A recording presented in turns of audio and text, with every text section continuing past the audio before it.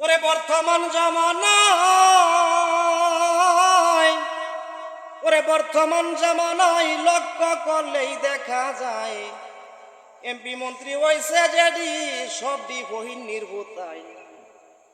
MP মন্ত্রী হইছে যেডি রে সবডি বহিন নির্ভূতাই। এটি যদি বহিন নির্ভূতা না হইতো তাহলে বাংলাদেশের টাকা নিয়ে বাহিরে যে বাড়ি যাস তোর কোন ভাবে টেহাই এই বহিন নির্ভূতাই, তোর কোন ভাবে টাকা দিয়া তুই বাহিরে বাহিরে বাড়ি হস?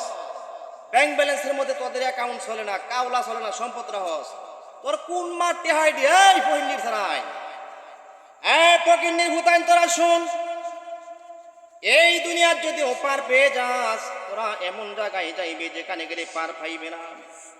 সেখানে যাইলে জুতা দিয়া বার যাইব। শুধু তাই না, জুতা দিয়া দুনিয়ার তাকে বার জানি আরম্ভ হচ্ছে। লক্ষ্য কইরা দেখ, তোরা দুনিয়াতে জুতা দিয়া বাইরে আইতাছেন।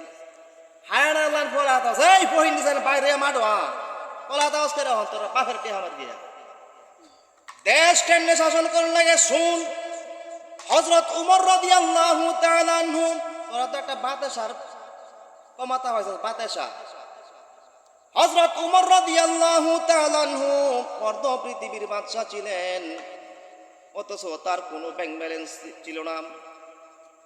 দিনের দিন উপবাস থাকতো, পেটের মধ্যে খাদ্য নাই, ভালো কাপড় চোপড় পরতে পারে না, টাকা নাই।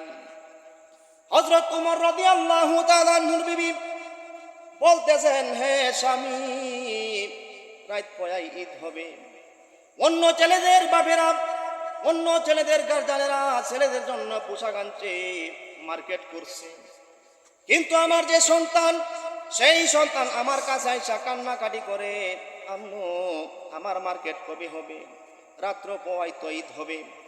উমরকে বললেন, হ্যাঁ উমর, আমাদের কোনো কাপড় চোপড়ের দরকার নাই, এই যে আমাদের ছোট্ট বাচ্চা, তার জন্য কিছু মার্কেট করে নিয়ে আসো। হযরত উমর রাদিয়াল্লাহু তাআলা আনহু বললেন, রে বিবি, আমার কাছে কোনো টাকা নাই, পয়সা নাই, নতুন কাপড় চোপড় কেনার জন্য কোনো টাকা নাই। এই পহিলিসান, হ্যাঁ অর্ধ পৃথিবীর বাদশা আসিল, হেঁটে মার্কেট করার কোনো টাকা থাকে না, আর তোর আর ব্যাংক ব্যালেন্সের কোনো অভাব নাই, সম্পদের অভাব নাই, তোর কোন ভাবে টেহা নেতা করছিস রে?